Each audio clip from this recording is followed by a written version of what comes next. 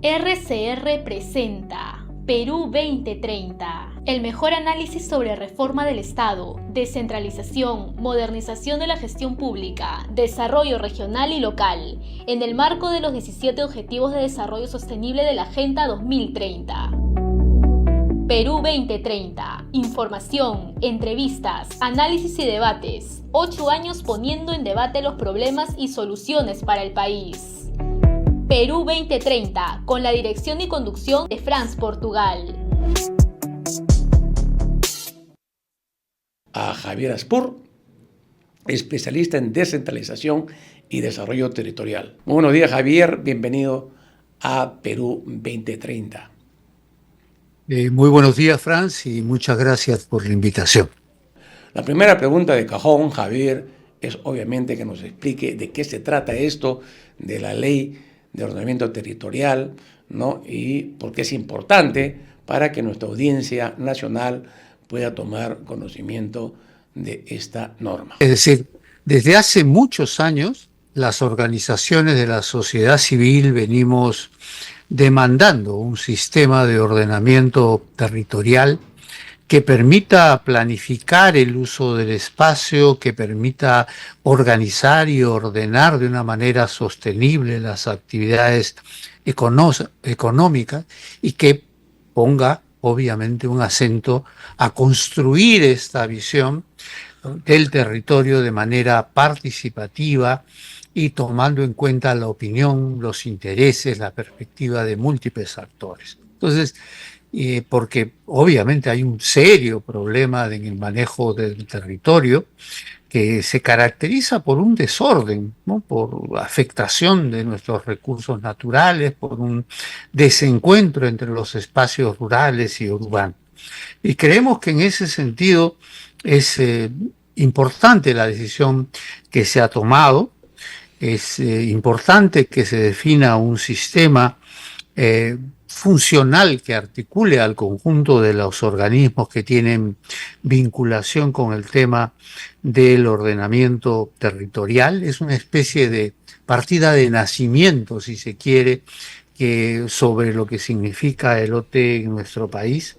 Intenta, ¿no?, una definición integral de lo que es el ordenamiento territorial, y nos parece positivo que deje de ser visto como un mero tema técnico administrativo y se comienza a entender que es un proceso político y social, quizás vacíos muy serios en lo que significa la importancia que tiene la dimensión cultural, por ejemplo, en el ordenamiento territorial, pero es un punto de partida sin duda interesante.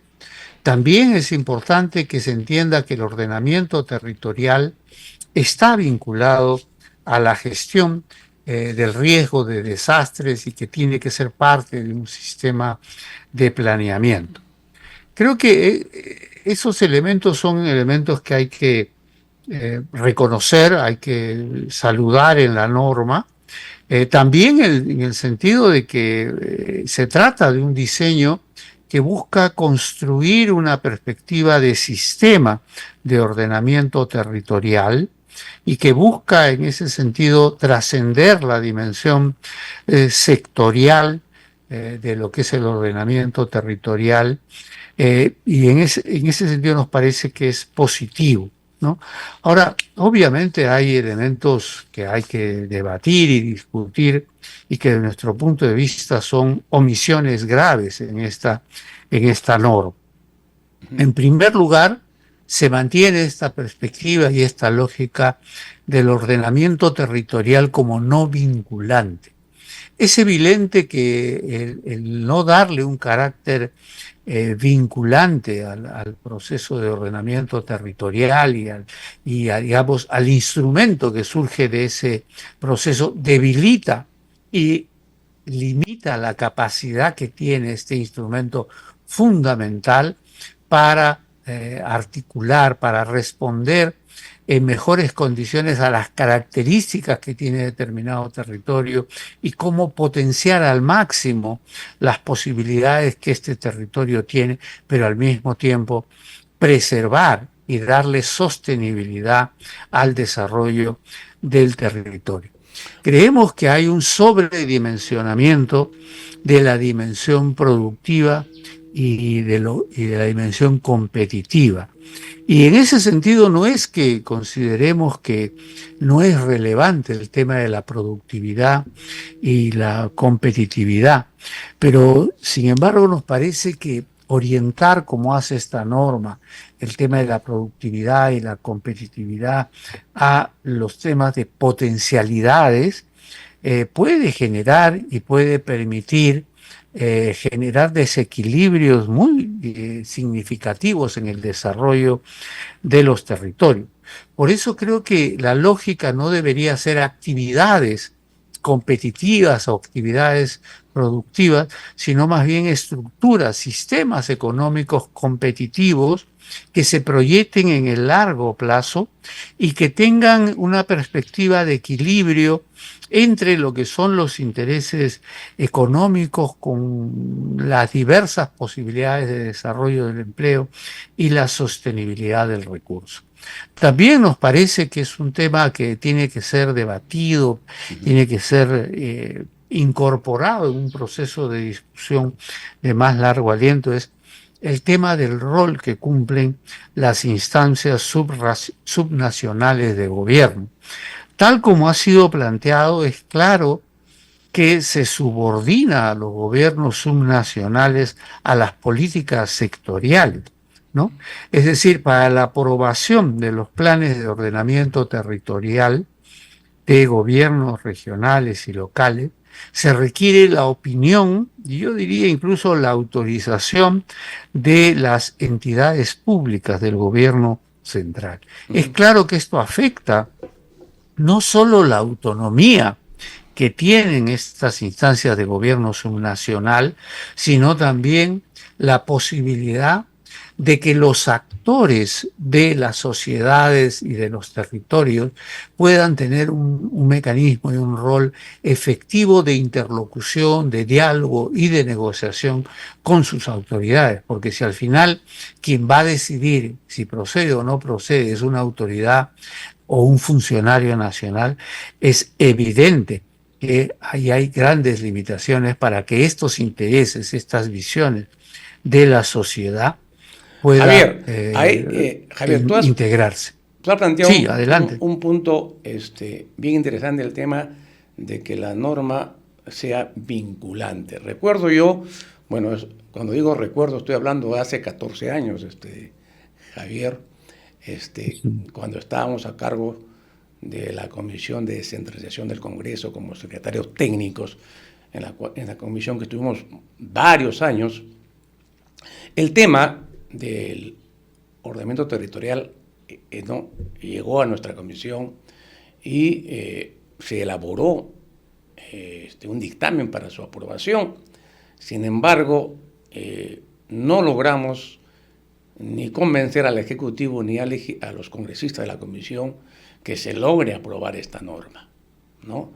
Y entonces fracasó ese intento y después nunca más se volvió a ver, a pesar que en los siguientes periodos legislativos se presentaron algunos proyectos de ley, ¿no? Más iniciativas de congresistas que del Poder Ejecutivo. O sea, no había la voluntad política, ¿no? Y justamente uno de los temas era el tema que sea vinculante, ¿no? Y el asunto era de que obviamente el Poder Ejecutivo y los sectores empresariales se oponían a que sea vinculante. Cuando tú dices que sea vinculante, y ahí está la pregunta, ¿a qué te estás refiriendo exactamente? ¿Qué significa que sea vinculante? ¿Y qué impacto tiene? Lo que estamos señalando con esto es que en la medida que es un proceso en el cual, y creo que eso también es perfectible en esta norma, en el cual se abre la posibilidad de la participación de los diversos sectores y se genera un proceso que sea ordenado, que permita ir generando niveles de negociación y de acuerdo entre los diversos actores, no solamente, pero obviamente también con un rol activo, porque tienen los recursos para hacerlo, del sector empresarial, de las organizaciones sociales, de las comunidades, de los comerciantes, de las autoridades, se abre un proceso de diálogo y negociación que culmina en acuerdos sobre cómo gestionar el territorio. La pregunta es si se ha desarrollado un proceso de esas características, se ha arribado a niveles de consenso y de acuerdo de lo que es y debe ser la forma de organización del territorio en sus diversas dimensiones. La pregunta es más bien al revés.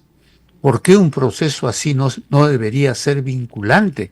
Si es un instrumento fundamental para el desarrollo ordenado, sostenible de un territorio, y donde se determina de esta manera concertada y consensuada cuáles son el uso, cuál es la capacidad que tiene un territorio determinado para promover no solamente el desarrollo económico, sino también potenciar la diversidad cultural, la reducción de los niveles de desigualdad y de pobreza en un determinado territorio.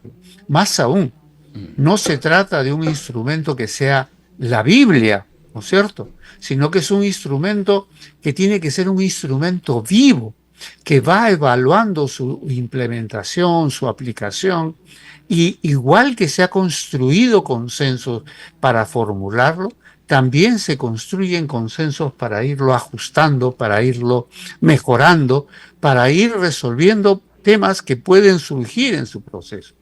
Pero simple y llanamente hacerlo un proceso que es un instrumento, un documento meramente referencial, es evidente que le quita impacto, Javier, le quita fuerza. Nos estás diciendo que el plan de ordenamiento territorial que aprueba un gobierno regional no se va a cumplir, o sea que solamente es un documento que está ahí y que los sectores o el sector empresarial o quien sea, pues puede hacer caso o no a lo que dice este plan de ordenamiento territorial. Es como decía un congresista de antaño, ¿es papel mojado en tinta? ¿Eso es?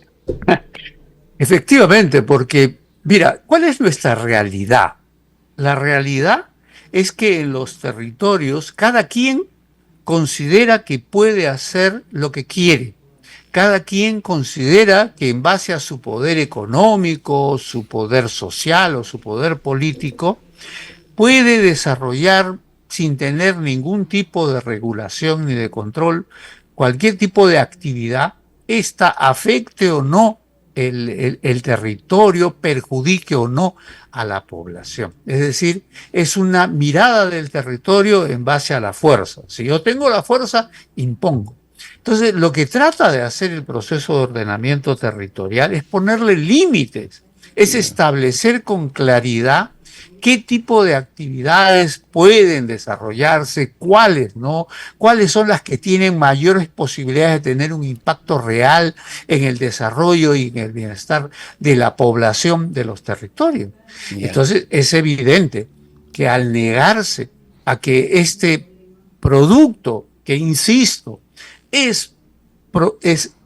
surge de un proceso en el cual todos los sectores tienen una perspectiva, tienen la posibilidad de poner sus intereses, de negociar y construir acuerdos.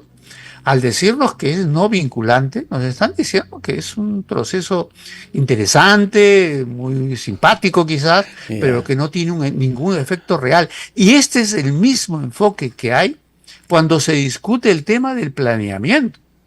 ¿No es cierto? Y seguramente si vamos a revisar los archivos de diversos niveles de gobierno, incluidos CEPLAN y de autoridades subnacionales, encontraremos decenas, si no cientos, de planes, ¿no es cierto?, de gestión sectorial, etcétera, que son muy bonitos, seguramente muy interesantes de leerlo. Yo he leído y le pongo mucha atención a los documentos que, por ejemplo, emite el CEPLAN, pero la pregunta es, ¿cómo se transforma eso a la práctica? Si tiene la fuerza suficiente para que se haga. Ahora Así bien, es, y por eso, ese es un tema sustantivo, porque ¿cómo pensamos ordenamiento? Me parece bien que no sea el Ministerio del Ambiente el encargado, es un debate con varios de la sí, sociedad civil, es uno de los pero grandes la debates pregunta, porque se entendía que este ministerio era el papá, ¿no? Que tenía que decidir sobre ese tema y ahora parece que ya no. Ahora bien, Javier, uno de los problemas justamente era que todo el mundo metía su mano en el plato del territorio, ¿no? O sea, los sectores, ¿no? Y otras entidades más del Estado ponían y decidían y hacían y deshacían en el territorio, ¿no? Por lo cual, obviamente, había un desorden en el uso racional de un territorio. Ese fue uno de los problemas centrales. Entonces, la alternativa, obviamente, es poner orden en el desorden, ¿no? Institucional, sectorial que existía en el país, ¿no? Pero, según lo que estás diciendo, si se aprueba un plan de ordenamiento territorial, quiere decir de que los sectores van a seguir haciendo de las suyas sin importar este plan de ordenamiento territorial. ¿Es esto exactamente lo que establece esta norma? mira, yo creo que uno de los problemas, uno de los vacíos que tiene esta norma, es que no se plantea como uno de sus objetivos fundamentales la coordinación y la armonización de la acción del propio Estado. Entonces, lo que tú tienes es una norma de ordenamiento territorial muy interesante, seguramente se puede hacer muy bien. Hay una experiencia acumulada en los territorios, por ejemplo, para diseñar instrumentos de planificación, etcétera. Pero en la práctica, lo que estamos viviendo es un proceso donde los distintos sectores desarrollan instrumentos y los implementan sin ningún nivel de coordinación ni de articulación, ya no solo con los gobiernos subnacionales, ¿no? Que eso realmente la autoridad nacional, si algo ha demostrado, es su capacidad de obviar a las autoridades Pero electas Javier, por la no es población, el sino famoso, entre los propios sectores. pero no es el famoso SINADOC que se ha aprobado en la norma la que haría esto que tú señalas, cumpliría ese rol, o el SINADOC no tiene esa competencia para hacer eso. Bueno, desde nuestro punto de vista no hay claridad si es que de verdad este sistema, que vuelvo a insistir, a nosotros, por lo menos a mí, me parece que es positiva esta mirada. ¿Por qué? Porque finalmente es un sistema que está ubicado en la PCM, pero la pregunta que tenemos que hacernos ¿es suficiente que sea parte y esté ubicado en la PCM para garantizar el rol de articulación y de coordinación? Nosotros creemos que no. Claramente, la experiencia nos muestra que en la PCM, en muchos casos, se ha convertido en una especie de cajón desastre que incluye un conjunto de instancias, autoridades, que en el fondo carecen del poder efectivo para llevar sus objetivos adelante. Eso es lo que pasa con el CEPLAN. No es suficiente decir, está en la PCM para que eso sea una especie de fórmula mágica que garantiza la articulación y la coordinación.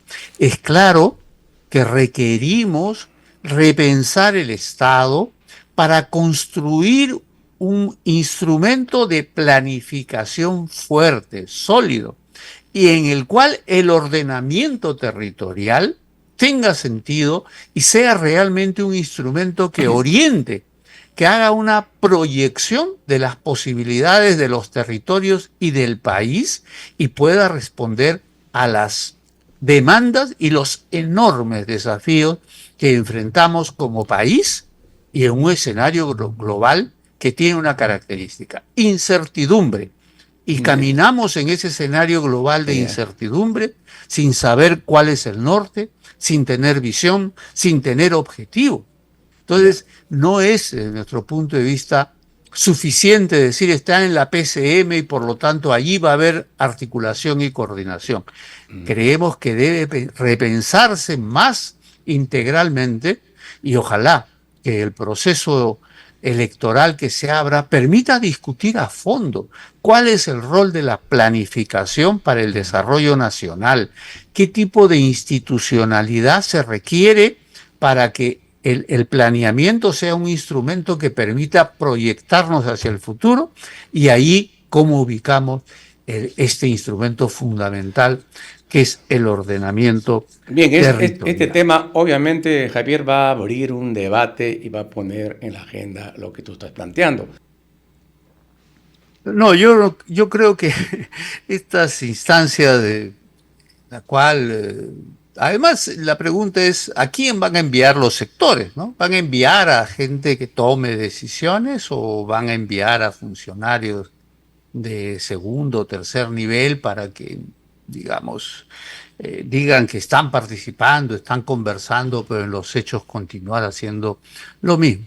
Necesitamos una instancia más bien con la capacidad de coordinar la acción de los sectores, de los gobiernos locales y regionales en los territorios, y donde por tanto en los territorios el rol fundamental lo debería tener el gobierno regional para poder impulsar y avanzar a una acción desde las diversas instancias del Estado, que parta por reconocer que en los territorios hay autoridades electas que representan a la ciudadanía de esos territorios y que les corresponde a estas autoridades electas articular, coordinar. Obviamente eso tiene que hacerse en el marco de un vínculo y una articulación nacional, pero crear una instancia burocrática con 20 y tantos funcionarios y pensar que eso significa articular,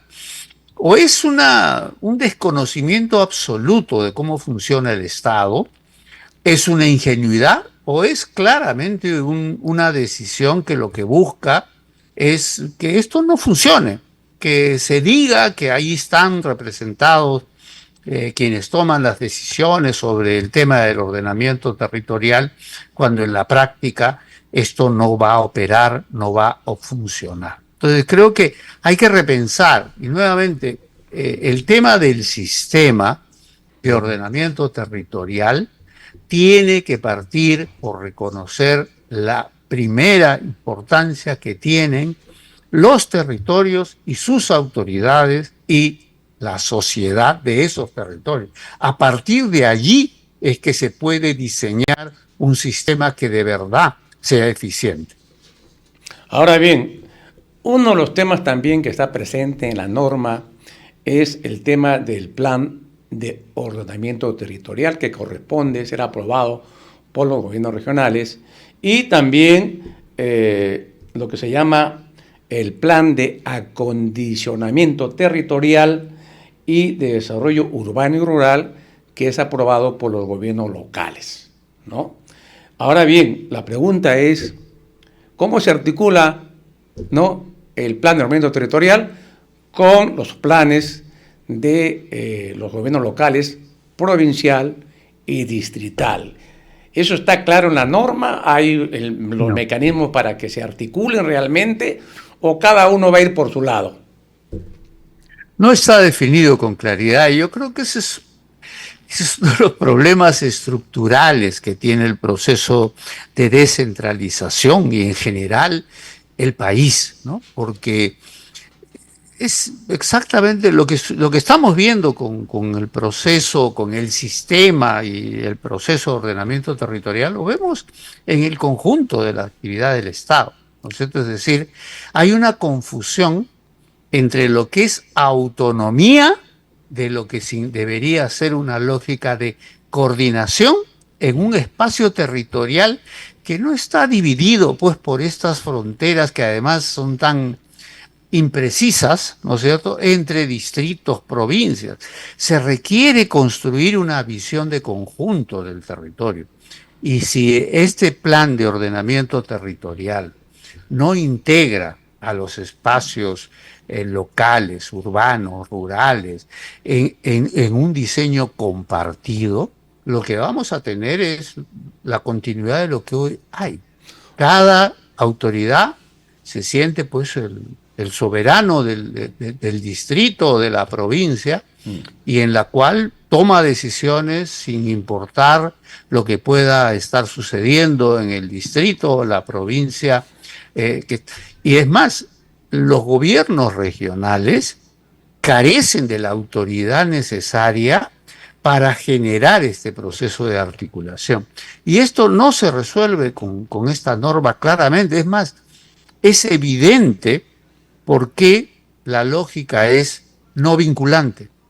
Porque no están resolviendo los problemas de fondo para el ejercicio de la autoridad en los territorios, que permita, por tanto, que haya un proceso ordenado, de abajo hacia arriba, pero articulado, coordinado, construyendo objetivos comunes, construyendo una visión del territorio compartido. Eso es imposible de lograr cuando lo que tiene son autoridades, cada cual actuando, y que tienen elementos compartidos. Por ejemplo, un río puede tener varios distritos, varias provincias. ¿Cómo se maneja eso si cada una de las autoridades decide A, B o Z?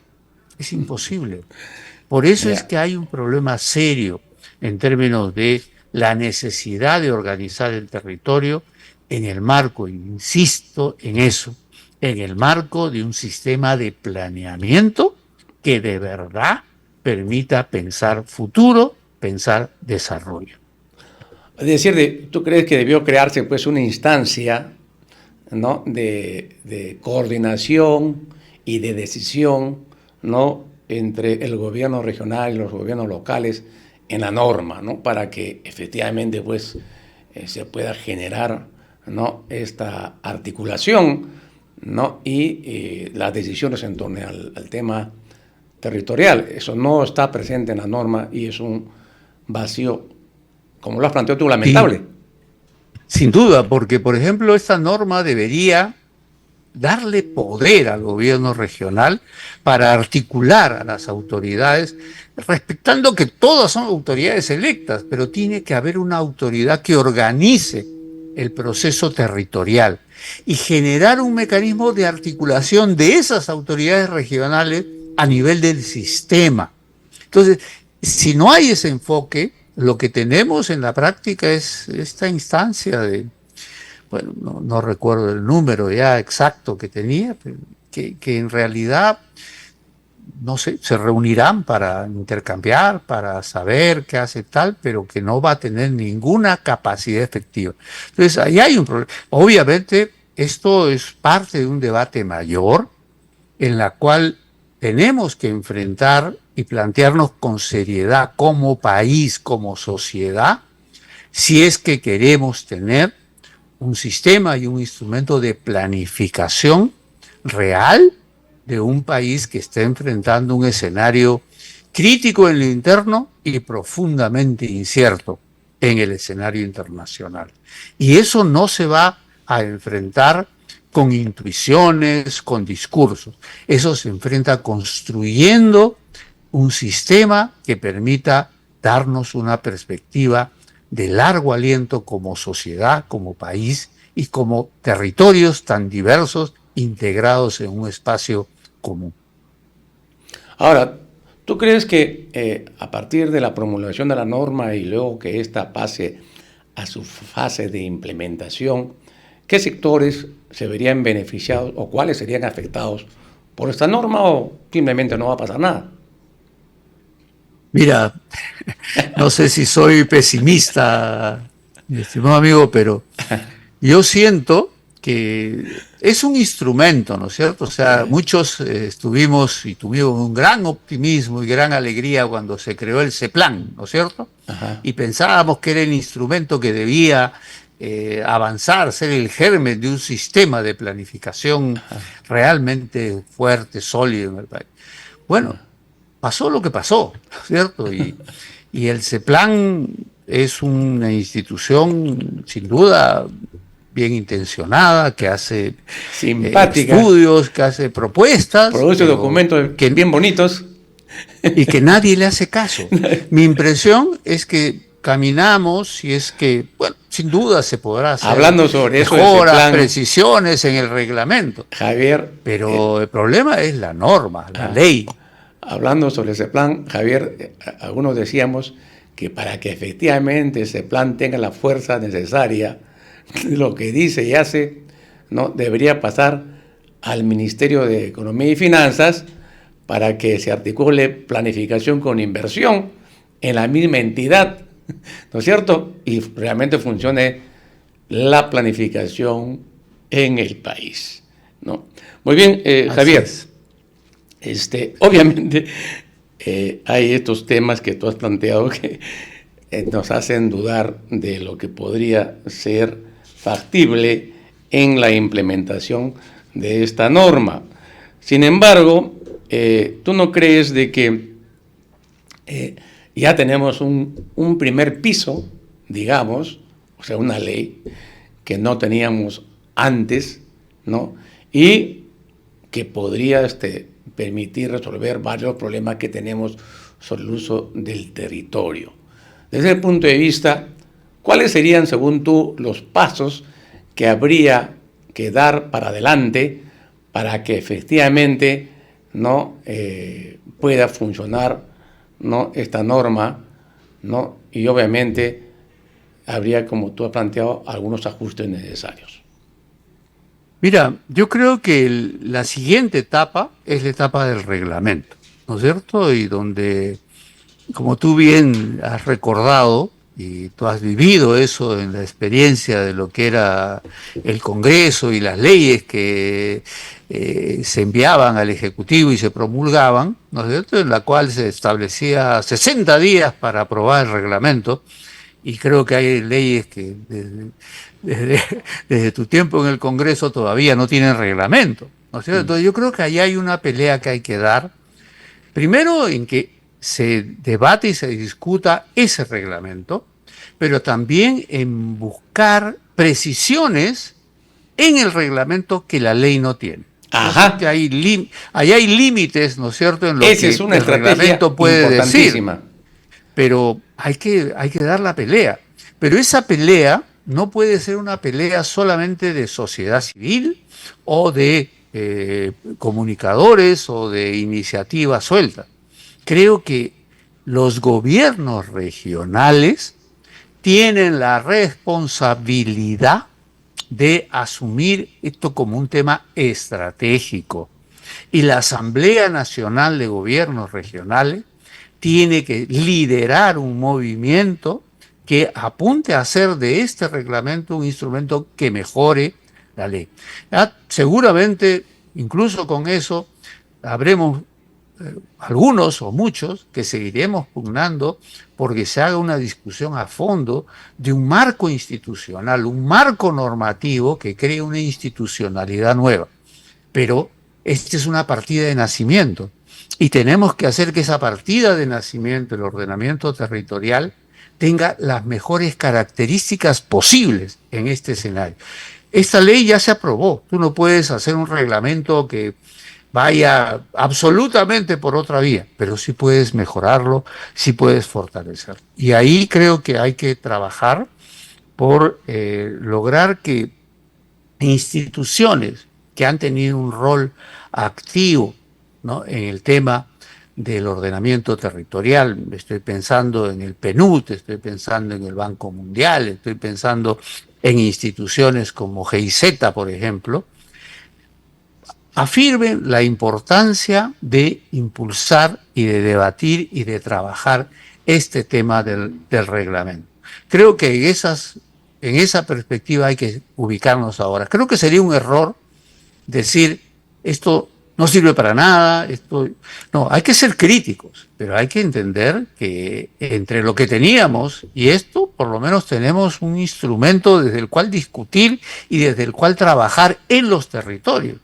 Y creo que ahí también está el desafío, porque en qué medida en los territorios se puede generar movimientos alrededor de este instrumento. Creo que también hay la posibilidad de generar e impulsar procesos de cambio, ¿no? Sobre todo en una coyuntura como la que estamos entrando o la estamos viviendo. que es el proceso de recambio de las autoridades, tanto en el Ejecutivo como en el Congreso. Muy bien, Javier, el tiempo nos ganó y nos quedó chico para ver otros temas que teníamos acá en el tintero, que también son interesantes, pero te agradecemos, Javier, por tu participación. Creo que hemos precisado y aclarado muchos puntos de esta ley de ordenamiento territorial. Muchas gracias por tu participación. Muy buenos días. No, a ti, Fran, muchas gracias y muy buenos días. RCR presentó Perú 2030. Retornamos en nuestra próxima edición con más información, entrevistas, análisis y debates sobre los problemas del país y sus soluciones. Perú 2030.